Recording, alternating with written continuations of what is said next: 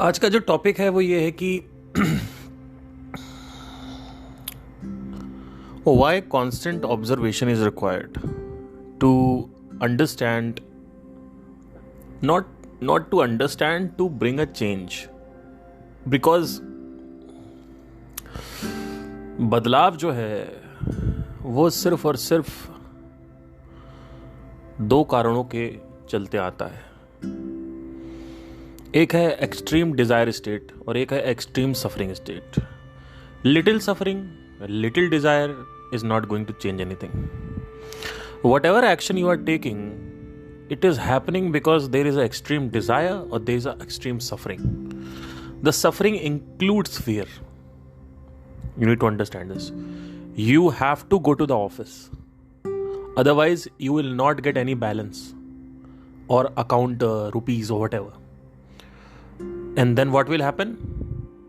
You will come on the road. ठीक है, so this is a fear. So now this is why you are doing daily offices. Then there is a clarity about extreme desire. When you are doing something, pursuing something based on a desire, the desire has to be absolute, intensed. If the desire is not intensed, there is no action. This is the problem. A lot of people just do time pass of social media because they have the roof, they have the fooding, they have the clothing. The clothing and all these shelter, food, shelter and nourishment, all these things are provided by the parents. So the age segment from 17 to 24 or 18 to 24, this age segment is not able to do anything because they are not extremely desiring anything. Neither they have a fundamental crisis or the fear of failure. मैं कुछ नहीं कर पाया तो क्या होगा life में, ये कोई बहुत बड़ा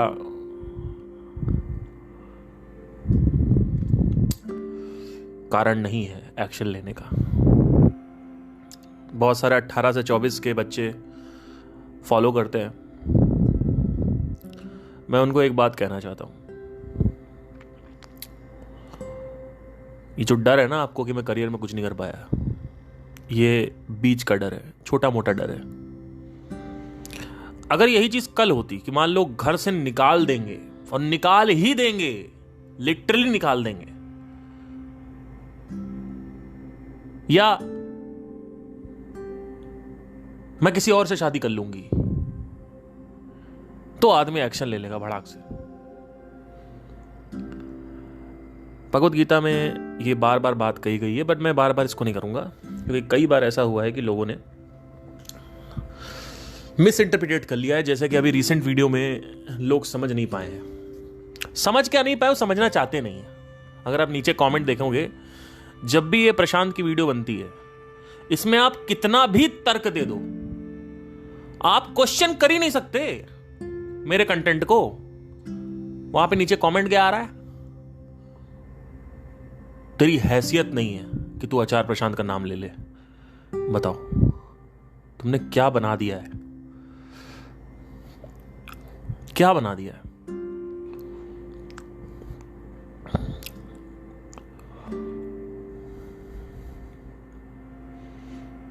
अगर गलती से संदीप के सामने आचार्य प्रशांत को बैठा दिया जाए ना, गलती से, मैं अपनी बात नहीं करूंगा कि अपना तारीफ अच्छी नहीं लगती,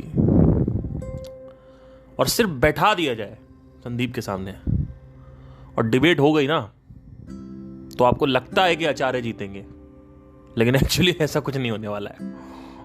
because that guy, I know him, I know very well Sandeep Maheshwari. तो you need to not deviate from the topic. Whenever some debate is happening, I am asking some damn questions. You answer my questions first. Don't deviate the topics. Okay, कि मैं अच्छा नहीं हूं, मैं ये नहीं हूं, So if you see the observe, like just go and observe the comments coming from Sandeep Maheshwari fan following. It is respectful. It is there, even they are criticizing. So they are asking a solution. Yes, I agree with you, but I want a solution out of it. So it's a good thing. Every single person who has commented has used derogatory language. And all the audience are coming from प्रशांत. आप देख सकते हो कितना खतरनाक है ये. Sadhguru's audience is coming, they are also criticizing, but they are not doing in the manner which is not required. Because if I have used derogatory language, the audience have the full right to use the derogatory language against me. But disrespectful and, akramak and aggressive comments you are using. I don't know what army he is building. I don't understand the potential about, what is this? Is this the way to talk to the citizen of your own country? So you need to understand. ये मुझे पहले से ही पता था. ये मत सोचिएगा कि अरे सर आप छोड़ो, मुझे पता था ये होने वाला है. लेकिन just they are not even listening. They don't have the attention span to listen also. That what I'm trying to say, because it is very deep. जो भी मैं कहने की कोशिश कर रहा हूं, it's very deep over there. If you only Sandeep's audience can understand, Sadhguru's audience can understand that okay, it's fine, he's right. Even if you telecast it in America, they will understand because the West is very logical. Western जो audience है, they are very logical. They'll understand that if they find the right logic, they will do it.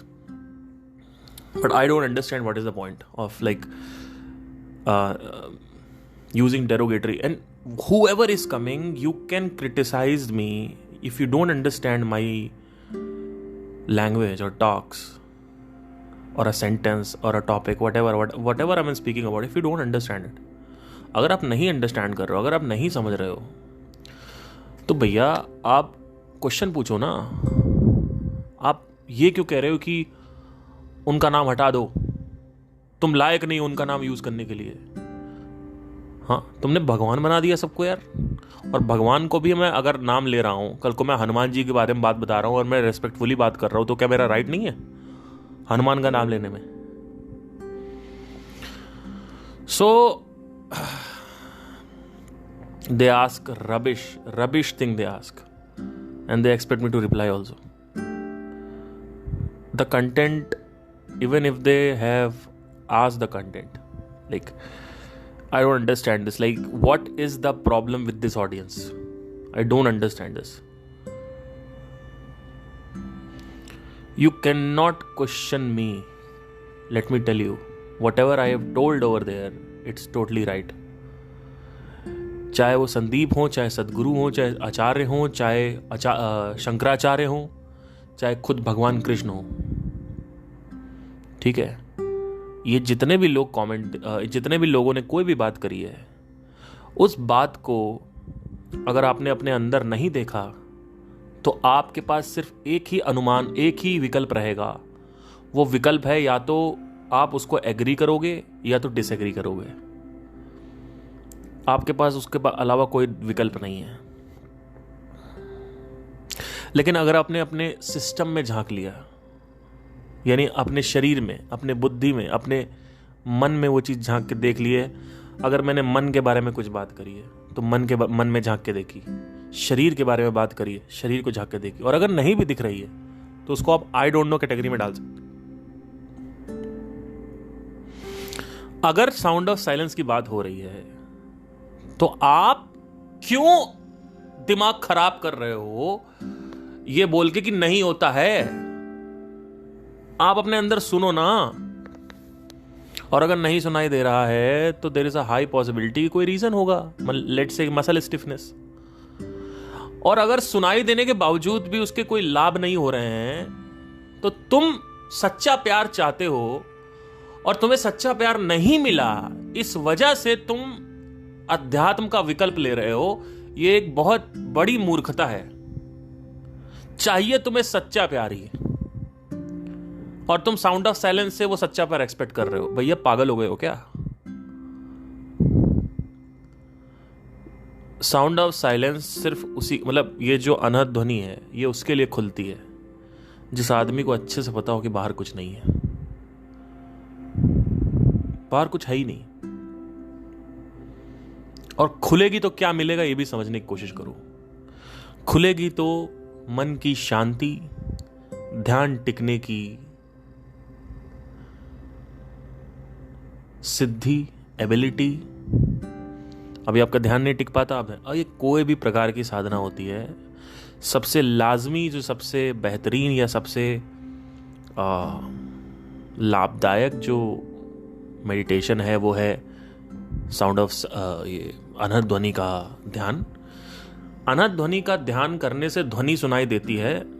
कई लोगों को ध्वनि सुनाई देती है, उसका लाभ नहीं होता है। उसका लाभ इसलिए नहीं होता है क्योंकि तुम्हें बाहर कुछ चाहिए। तो प्रॉब्लम तुम्हारी बाहर की है। मेरे पास एक अभी मित्र आए, कहते हैं कि आई एम फीलिंग लोनली। मैंने कहा why are you feeling lonely? बोलते हैं बस ऐसे ही फील आता है। मैंने कहा क्यों आता है?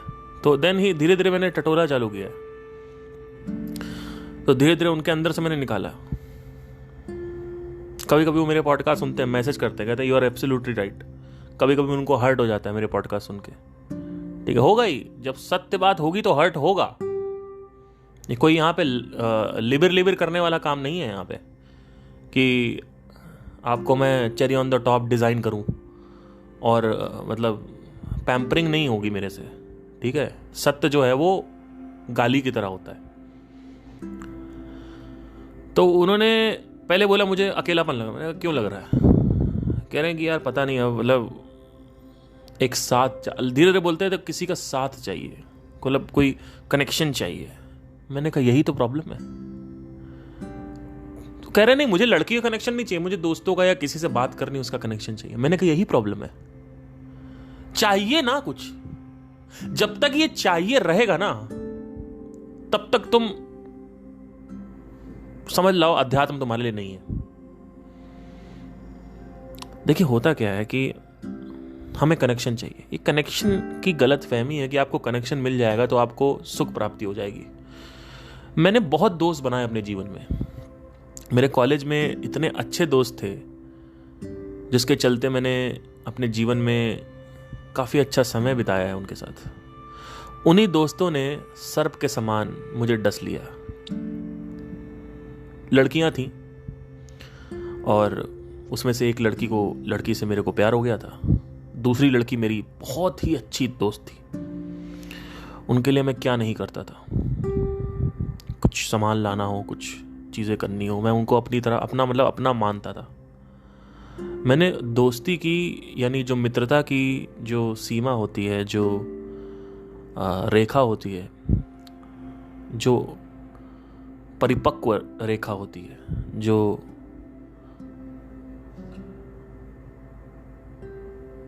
घनघोर रेखा होती है, उस रेखा को टच किया है मैंने अपने जीवन में। मित्रता का जो वास्तविक स्वाद है उसका स्पर्श किया है, उसको चखा है। उसको चखने के बाद मैं ये कह रहा हूं कि बाहर कुछ नहीं है। समझ रहे हो? और मेरे कहने से कुछ नहीं होने वाला। तो मैंने उनसे साफ साफ बोला, मैंने कहा देखिए आपको कनेक्शन चाहिए तो आप कनेक्शन ढूंढो ना। आपका प्रश्न ये नहीं होना चाहिए कि मुझे रिप्लेसमेंट चाहिए। वो रिप्लेस क्यों कर रहे हो आप स्पिरिचुअलिटी? कनेक्शन चाहिए तो कनेक्शन ढूंढो।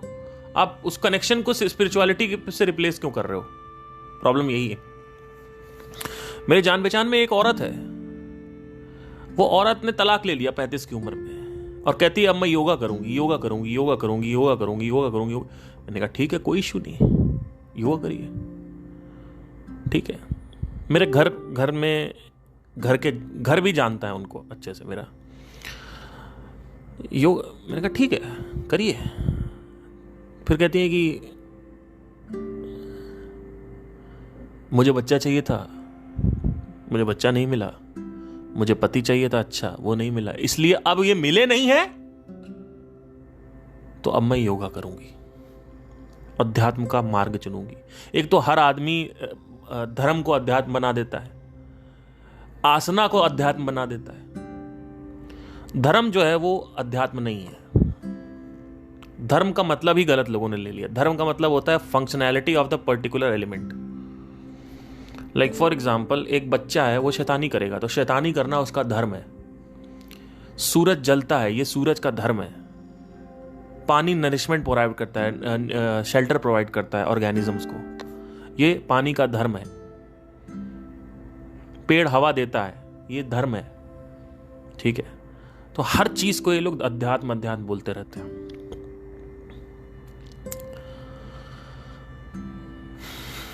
रिलीजन और स्पिरिचुअलिटी में जमीन आसमान का अंतर है। रिलीजन स्पिरिचुअलिटी नहीं है, स्पिरिचुअलिटी रिलीजन नहीं है। स्पिरिचुअलिटी शब्द ही गलत है, ये होली स्पिरिट से निकला है। जो बाइबल में 3 खंड हैं, पहला खंड है फादर, उसके बाद सन ऑफ गॉड जिसको जीसस बोलते हैं, ये दूसरा खंड है। तीसरा जो खंड है वो है Holi spirit, in the name of Holi spirit. आपने सुना होगा जब पोजेशन करते हैं तो आप देखा होगा जो एक्सॉर्सिज्म होता है हॉलीवुड में, तो डायलॉग आता है, in the name of Holi spirit I am calling the entity और नेगेटिव एंटिटी वट एवर, है ना। सो अध्यात्म का मतलब होता है, अध्य मतलब चैप्टर, आत्म मतलब मैं, चैप्टर ऑफ सेल्फ या स्टडी ऑफ सेल्फ, ये कह सकते हैं।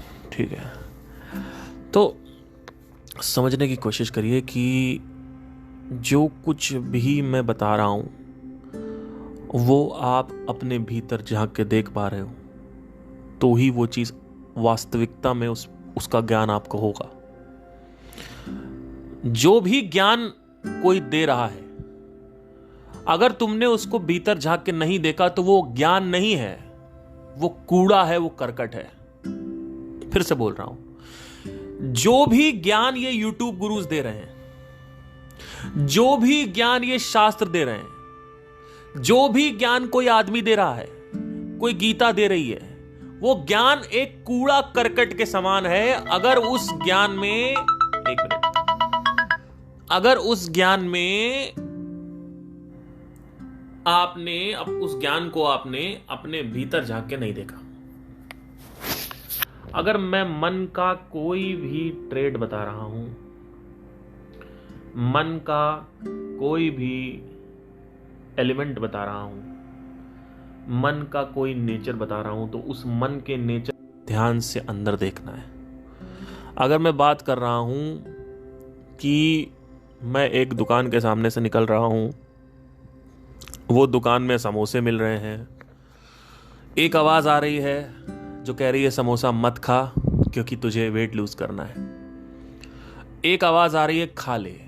ये दोनों ही आवाजें कौन से खंड से आ रही हैं? एक आ रही है बुद्धि खंड से और एक आ रही है मन के खंड से। क्या ये आपने अपने अंदर झांक के देखा?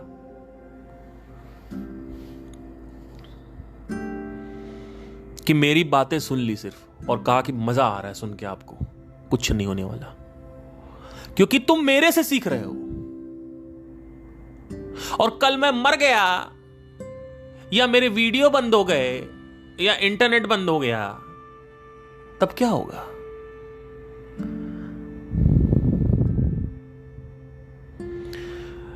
यहां पे बात हो रही है खुद को, स्वयं को स्वतंत्र बनाने की।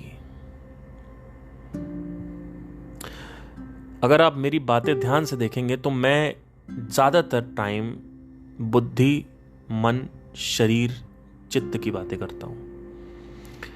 फिर उसी में रिलेशनशिप भी आ जाता है, क्योंकि अल्टीमेटली इट्स ऑल कनेक्टेड। ठीक है, पर अगर मैं ये बातें करने लगूं आपसे कि मेरा जो बच्चा है उसको कॉमर्स दिलाऊं या साइंस दिलाऊं, तो मैं क्यों बात कर रहा हूं इस सब मामले में? कि देश में वो सीमा हैदर एंटर कर गई तो वो पाकिस्तान की जासूस है या हिंदुस्तान का वरदान? अगर मैं इसके बारे में बात कर रहा हूं तो ये अनात्म ज्ञान है। क्यों बात कर रहा हूं मैं इस बारे में? और इससे जनता का क्या होगा? इससे सिर्फ कंटेंट एल्गोरिथम जो है वो आगे पुश होगा और कुछ नहीं होगा।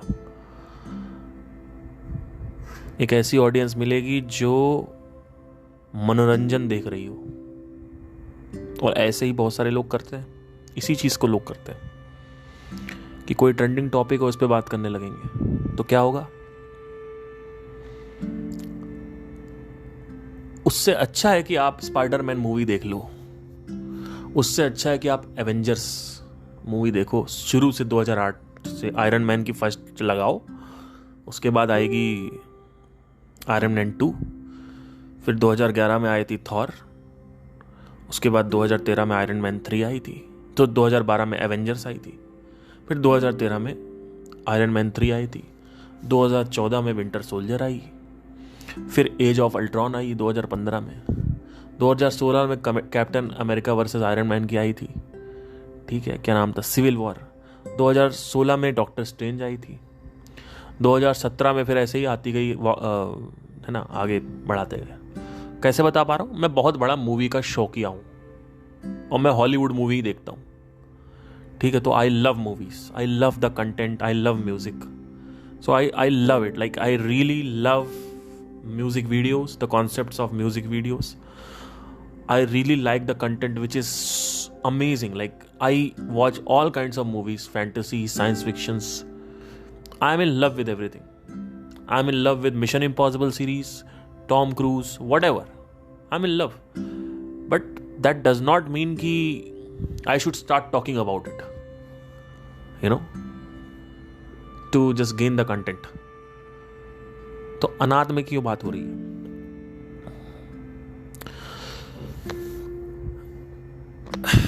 देखिए, होता क्या है ना कि ये जितने भी गुरु लोग हैं, इनकी ऑडियंस को बुला के अगर मैं सवाल पूछना चालू कर दूं ना, ये एक सवाल का जवाब नहीं दे पाएंगे, एक भी सवाल का जवाब नहीं दे पाएंगे ये। अगर मैं इनसे पूछूं how to pay attention on something which you don't like, एक ऐसी चीज पे अटेंशन कैसे टिकाएं जो आपको पसंद नहीं है पर आपको पता है कि ये सही है करना, तो कोई जवाब नहीं होगा किसी के पास। ये फॉलोअर्स हैं सब, ये आके बैठ गए और सुन रहे हैं। मेरा काम ये नहीं है, मैं इस टाइप का गुरु नहीं हूं, सॉरी। मेरे से आप क्वेश्चन पूछोगे, उससे पहले 4 क्वेश्चन मैं आपसे पूछ लूंगा एज एन ऑडियंस कि आप किस लेवल पे हो, किस स्तर पे हो। मेरे से फोन पे बात करते हैं कई लोग, 2-3-4 लोग हैं जो बात करते हैं।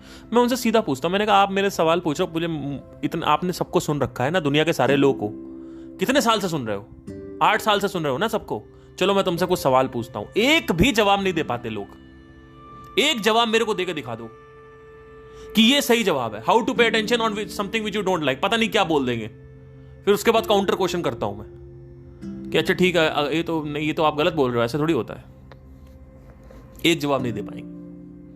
अभी रिसेंटली मैंने बात करी किसी से, मैंने कहा कि एक ऐसा चीज बता दो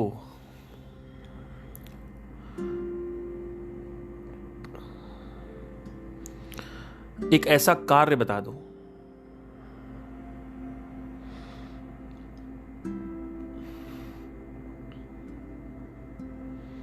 जिसको करने के पीछे कोई मोटिव ना हो।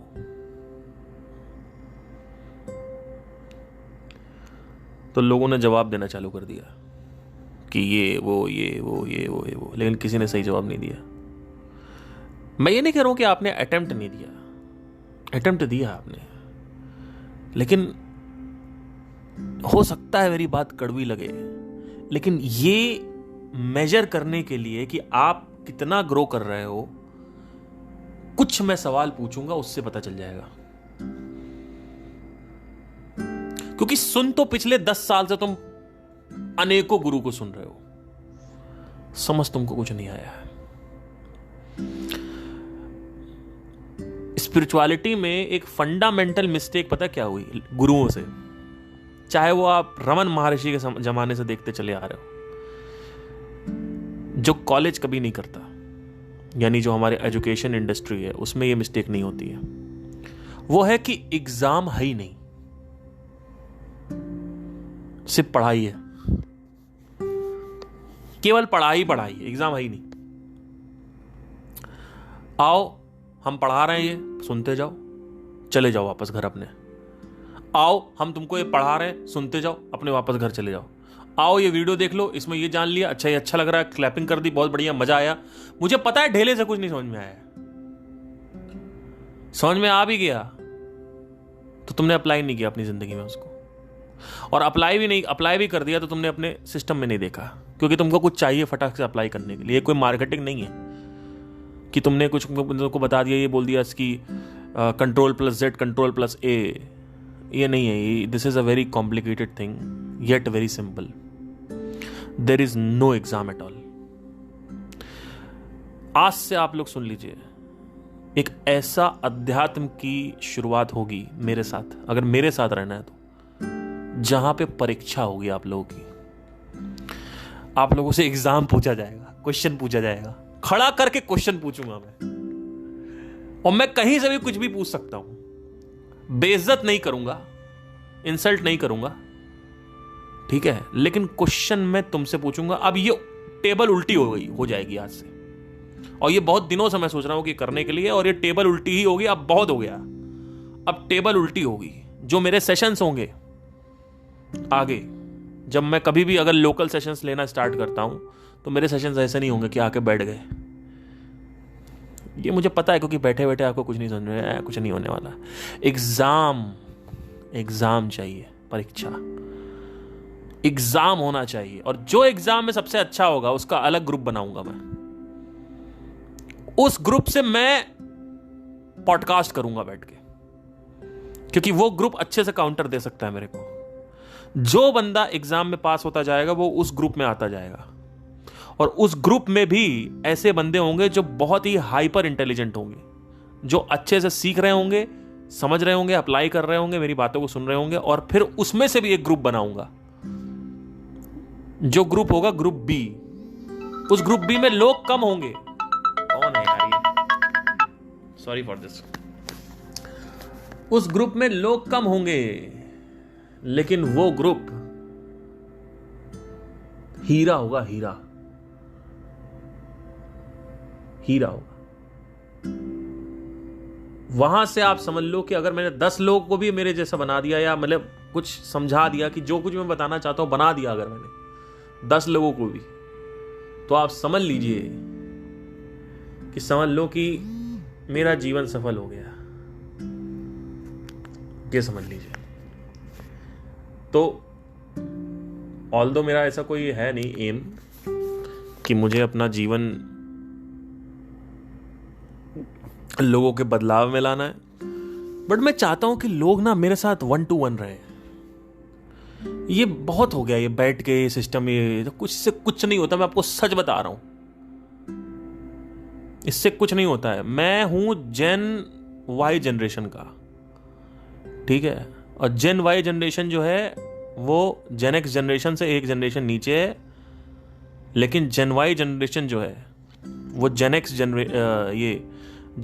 जनरेशन जो है, जो हमारे घर, जो ऊपर की जो जनरेशन है, 40 साल 45 साल के लोग हैं, जो ये जेन एक्स जनरेशन है ये। तो जेन वाई सोल्यूशन चाहिए। फिर जब मैं मर जाऊंगा या मैं 40-50 साल का हो जाऊंगा, तो हो सकता है कोई ऐसा 25 साल या 30 साल का लौंडा निकल के आए जो जेनजी सोल्यूशन निकाले, है ना। तो सोल्यूशन जो है ना, ये फीके हैं कि आए, लेक्चर सुने, चले गए। ये जनरेशन नहीं। लेक्चर के बाद जो एग्जाम होगा वो होना चाहिए।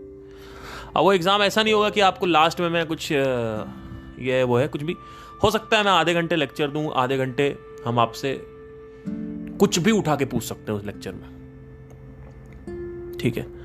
तो आई होप आपको समझ में आया हो। Thank you guys. अब देखिए, ऑब्जर्व करना है, वो चीज़ अंदर देखनी है, फिर आपको वो यकीन होगी, नहीं तो सिर्फ और सिर्फ मान्यता बनेगी और कुछ नहीं बनेगा। Thank you.